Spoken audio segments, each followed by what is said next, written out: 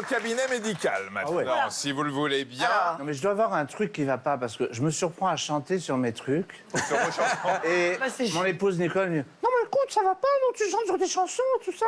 En tout cas, nous, ça nous fait beaucoup de bien. Heureusement, c'est bien. Ça nous fait beaucoup de bien. On va commencer par établir votre dossier médical.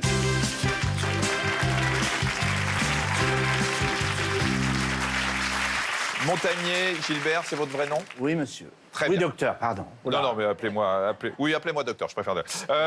Profession, j'ai chanteur qui sourit tout le temps. Ça vous va? Ouais, non, la plupart du temps, oui, c'est vrai. Votre date de naissance? 28-12-51. 67 ans. Ouais. Sur la table de la cuisine. Oui, ça, ah bah ça veut dire je suis né sur la table Oui, de la oui, cuisine. et on va y revenir, on va y revenir parce que c'est vrai. Vous êtes né à Paris? Oui. Alors, vous êtes né rue des Pyrénées. Ah ouais. Enfin, vous vous appelez Montagnier, vous êtes né rue des Pyrénées. Eh ouais. Ouais, bah ouais. Ça m'a toujours poursuivi cette affaire à l'école et tout. C'était étonnant. Quatrième enfant de la famille. Oui. Ils faisaient quoi, vos parents? Ah, mon père, il était chef traceur charpentier qui traçait des plans. Enfin, il savait tout faire. Il avait commencé serrurier, il savait tout faire. Vous mesurez 1,68 m comme, vous savez qui? Non? James Brown. Oh man, James Brown! Bah, j'ai la même couleur de peau, ça m'étonne pas. Hein, de toute façon. Vous faites un régime particulier ou pas? Je devrais, ouais, parce que vraiment, j'ai du poids à perdre, j'ai des kilos à perdre. C'est vrai? Un petit peu. Mais ce qui est chiant, c'est que ça m'ennuie pas du tout, moi. Ennuyez votre femme? Voilà, c'est ça. Ouais, d'accord. Moi, ça me pose aucun problème, en fait. J'aime bien la bonne bouffe et tout. Voilà. Vous savez que vos chansons ont une influence sur la sexualité des Français? Ouh, man, je savais pas. Mais j'aime bien. Ouais, ouais. Alors, il paraît que Zidane et son épouse, par exemple, se sont connus sous les Sunlight des C'est Tropiques. vrai, Zinedine me l'avait dit. Et ça m'a touché, ça, vraiment. Ouais. Vous avez déjà rencontré quelqu'un sur une chanson de Gilbert Montagnier, Alexandra et Guillaume, ou pas? Ah ben moi, non, mais je les mets tout le temps pour danser en soirée, je confirme. C'est vrai. Bah ouais, Vous êtes même dans ma playlist, Gilbert. Ouais, dans mes favoris, vous savez. Ça fait du bien. On m'a dit ça, ouais, on me dit ça. Allergie particulière? Du tout. J'ai rien du tout. Pas de toc, pas de manie, pas d'obsession? Les tocs, non. Si, j'ai un truc qui est bizarre, je le découvre ça. Écoute, Alexandra, regarde.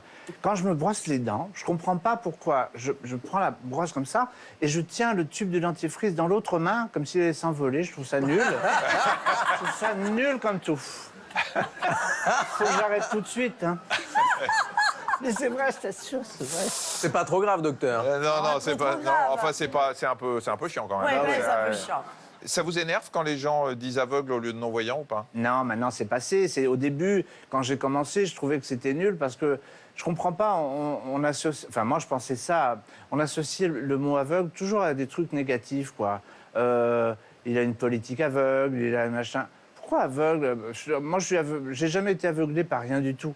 Mais on m'a tellement fait le procès. Ah bon, alors le problème, c'est vous avez peur du mot aveugle et tout. Maintenant j'ai rien à foutre. Je veux dire, si on peut dire aveugle, non-voyant, aveugle aussi, c'est bien. Ça aveugle.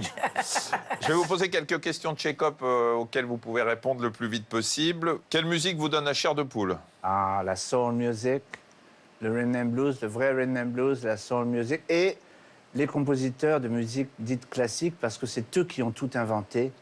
Des modèles comme Debussy, des modèles comme Bartók, ils ont tout inventé, les harmonies les plus dingues, c'est eux qui les ont inventées. Quel genre de personne vous sort par les yeux? Ah ben, et ici, on est sans filtre, hein, on va y aller. Hein, parce que, Ouais. Je trouve que tout le monde est différent et important et j'essaie plutôt de comprendre ce qu'il y a de bien dans un être.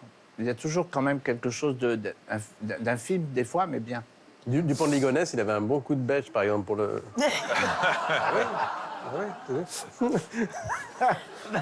Pardon, vous la couperez. Non, mais c'est bon, c'est bon. c'est regarde, bien. regarde. Non, mais ça révèle votre côté sombre. Voilà, c'est ça.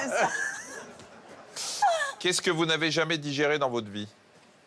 Vraiment, ce que je digère toujours pas dans ma vie, c'est le manque d'ouverture d'esprit et d'intelligence par rapport à nous, les gens non-voyants. Je veux dire par là que ce que je ne comprends pas, c'est quand on va dans un magasin de moyenne surface, une grande surface, c'est un enfer. Quand tu vas là-dedans tout seul, c'est un enfer, tu as l'impression de déranger le monde entier. Et c'est toujours une galère pour obtenir que quelqu'un vous aide. Donc ça, il faut que ça s'arrête tout de suite parce que c'est n'importe quoi. Hein.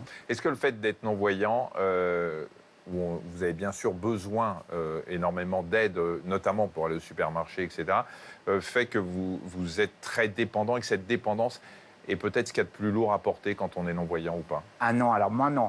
Dans le sens où on a toujours besoin de quelqu'un, tout le monde a toujours besoin de quelqu'un. Et moi, je trouve que c'est un privilège, au contraire, de donner aux autres l'opportunité d'aider et de s'ouvrir. On va maintenant passer à la consultation, Monsieur Montagnier. Oula. Vous venez de publier au Jardin de ma vie chez Flammarion. Vous racontez les premiers mois de votre vie. Et il faut quand même reconnaître que votre histoire est assez incroyable. Moi, je suis prématuré. Oui. Je suis né à 5 mois et demi. Et vous pesiez 950 grammes. Oui. Pas beaucoup. Ben non, puis je suis né sur la table de la cuisine, comme je vous le disais tout à l'heure. Et donc, ils pensaient que j'allais m'éteindre, quoi. Et puis, j'ai passé 3 mois et demi dans cette couveuse. Mais finalement, j'ai retrouvé, pour la recherche de mon bouquin, les feelings de cette couveuse. Et je pensais jamais, moi j'ai jamais cherché à les retrouver, et tout d'un coup j'y ai pensé, et ça m'est revenu. Ça veut dire quoi, les feelings de cette couveuse? C'est-à-dire, je me suis retrouvé dans cette boîte complètement seule, parce qu'à l'époque, Alexandra, les parents, ils n'avaient pas le droit de venir. Ils n'avaient Oui, pas le droit de... Ils regardaient le bébé à visiter. travers un miroir, quoi. Ouais. Et cette solitude, elle aurait pu être dramatique dans le sens où il y avait le bruit de la machine, parce que j'étais branché 24 heures sur 24. Hein. Mais j'ai ressenti cet appel de la vie qui m'a dit, écoute, calme-toi d'abord, parce que j'étais assez inquiet. Je croyais que j'allais peut-être mourir, ou je ne sais pas. Et elle vous m'a vous souvenez que vous étiez inquiet dans la couveuse? absolument, je me revois vraiment flippé, quoi. Et la vie m'a dit, écoute, fais-moi confiance. Fais-moi confiance, tu vas voir. Si tu me fais confiance, tu ne seras pas déçu. Et c'est vrai que jusqu'à aujourd'hui, c'est bien, quoi. Je ne peux pas me plaindre. Alors, le début de votre vie, même intra-utérine, a été compliqué. Votre maman, on pensait qu'elle avait un fibrome alors Ouais. qu'elle était enceinte de vous. Ouais, il n'y avait pas les échographies. à l'époque. Il n'y avait pas les échographies, mais effectivement, il y avait des diagnostics un peu compliqués parce qu'il y avait une boule. Le fibrome, c'est une Oui. tumeur bénigne qui se développe aux dépens des muscles du muscle de l'utérus. Ah ah. Et que parfois, on avait l'enfant qui était caché derrière les fibromes, où on prenait la grossesse pour un fibrome parce que il n'y avait pas effectivement les échographies, tous les examens qu'il y a aujourd'hui. En plus, votre mère voulait avorter au moment où elle était enceinte de vous, c'est ça? Elle a fait 2 tentatives, oui, d'avortement. 2 tentatives d'avortement. Et je me suis accroché, c'est cool, non? Et Ah ouais, c'est dingue. Merci, et vous maman. vous êtes accroché. Ouais, incroyable. Ah ouais. Donc vous naissez à 950 grammes à 5 mois et demi. Là, le médecin de l'immeuble Oui. descend et vous met du nitrate d'argent dans les yeux. Paraît-il, oui. Pour quoi Pour faire? faire quoi? Alors là, j'en sais rien. Moi, je connais rien là-dedans. Mais le nitrate d'argent, on s'en sert pour brûler, par exemple, la cloison nasale quand il y a des vaisseaux qui saignent. Ouais. C'est des grosses brûlures, le nitrate d'argent en plus. Hein. Écoutez, c'est toujours ce que ma maman m'a raconté. Elle s'est sûrement gourée de De produits, je pense, parce que nitrate. c'est- Ah oui. Mais Parce que c'est, il a prodigué des premiers soins quand même, parce que voyant que je respirais toujours. Et au début, il a dit à mes parents, vous inquiétez pas, il va s'éteindre comme une petite bougie, parce que d'abord, mes parents, ça les arrangeait pas trop sur le moment, dans le sens où ils avaient déjà 3 mômes, et puis il y avait qu'une chambre et une cuisine, donc...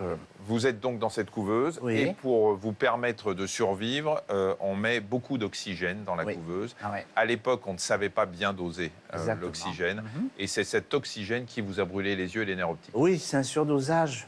Mais qu'est-ce qu'ils ont bien fait, hein, vraiment, parce que... Mais c'est vrai, j'allais vraiment mourir, quoi, je veux dire. Donc, c'est pas grave qu'ils en aient mis trop. Finalement, c'est peut-être ça qui me donne la banane, quoi. Finalement. C'est comme Obélix, Peut-être, il est tombé ouais. dedans quand il était petit. Ouais, Voilà, c'est ça. non, mais c'est une forme de résilience incroyable quand même. Ben, Vous avez des médecins qui se trompent en mettant trop d'oxygène dans une couveuse. Au lieu d'en vouloir à la médecine qui vous a rendu non-voyant, ouais. il finit par remercier ceux qui ont mis beaucoup d'oxygène parce que Absolument. vous pensez que sans cet oxygène, vous seriez mort C'est et sûr. que le problème de la non-voyance ne se poserait plus. Bah, vraiment, donc moi j'aime mieux vivre ma vie comme je la vis maintenant depuis ma naissance, absolument. Non, moi je salue au contraire le monde médical. Attends, ils ont essayé, je veux dire, c'était le début des couveuses, de la néonatalité.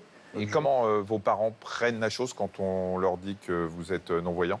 Alors, sur le moment, ça a dû être dramatique, évidemment, parce que c'est pas ce que les parents attendent d'un enfant. Mais ils ont eu la chance, docteur, d'être pris en main par le professeur Minkowski, qui, vous le savez, était une sommité dans la néonatalité, et qui leur a donné un verdict de la déficience réelle, mais il leur a dit, écoutez, paraît-il qu'il a dit, maman, vous pleurez aujourd'hui, mais vous viendrez me remercier. Vous verrez, vous viendrez me remercier. Et moi, j'ai pu le remercier, imagine. Je l'ai rencontré dans une émission de télé, je ne savais pas qu'il allait être là. Et je l'ai remercié. Il m'a dit que je l'avais déculpabilisé parce que dans les années 50, il y a eu beaucoup de naissances comme ça prématurées, surdosage d'oxygène, donc cécité, voire plus grave. Parce qu'à quelques millimètres, bonjour. Hein. Est-ce que ça vous arrive d'avoir des remarques encore aujourd'hui désobligeantes? Je pense que quand vous étiez enfant, les enfants sont très durs entre eux et ça ne devait pas être facile. Ça m'est arrivé qu'une fois, une remarque désobligeante. J'étais dans une épicerie, j'avais peut-être 11 ans, 12 ans, j'étais seul. Et il y avait deux, trois enfants qui se moquaient. J'en ai attrapé un, je l'ai mis par terre, mais c'est tout, quoi. Ouais. Et vous avez marché dessus. Gilbert, je vais vous poser les 5 questions qu'on se pose, nous, voyants, sur les non-voyants. D'ailleurs, je trouve que c'est important de poser les questions. Voilà, Vraiment. sans oser le faire. D'accord. Est-ce que vous éteignez la lumière quand vous faites l'amour? Non, moi, la bonne nouvelle, c'est que je suis toujours allumé, en fait. Non.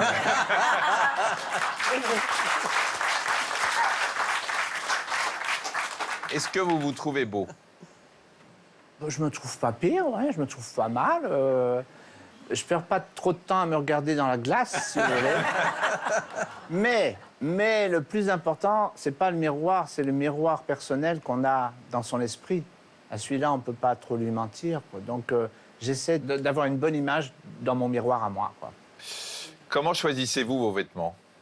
Par la texture.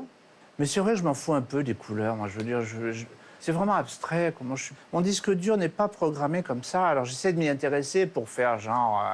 mais je m'y intéresse pas du tout, en fait. Qu'est-ce que vous aimeriez voir si vous le pouviez? Des fois, quand même, comme vous, les voyants, vous parlez toujours des yeux et ce qui se passe dans les yeux. Je déplore pendant quelques secondes de ne pas ressentir ce qui se passe dans les yeux de mon épouse. Et voilà, peut-être que oui, quelquefois. Mais enfin, bon, attends, ça m'arrive une fois tous les 3 ans, donc ça va. Mais c'est ça qui est intéressant, c'est les trucs qu'on ne voit pas, que personne ne voit. Et pour moi, c'est ça qui m'intéresse, c'est ce qui ne se voit pas. L'avantage, c'est que vous pouvez ne pas reconnaître quelqu'un sans qu'il se vexe. Voilà. Je vais continuer la consultation. On va juste libérer monsieur de Tonquédec. Mademoiselle Nicole, si vous pouvez venir chercher monsieur de Tonquédec.